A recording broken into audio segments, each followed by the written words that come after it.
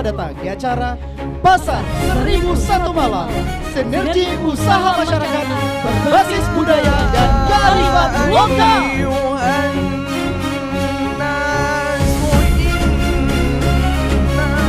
Bulan yang penuh berkah ini kita melihat bagaimana semangat berbagi, semangat berusaha, semangat kebersamaan tumbuh begitu kuat di tengah masyarakat kota.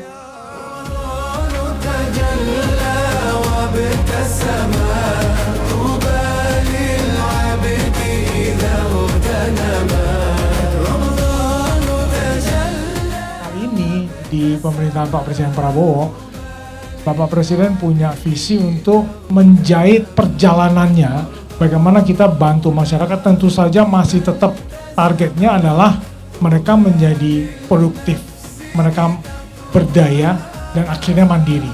Nah, makanya dibentuklah Kementerian Koordinator baru, Kementerian Koordinator Bidang Pemberdayaan Masyarakat.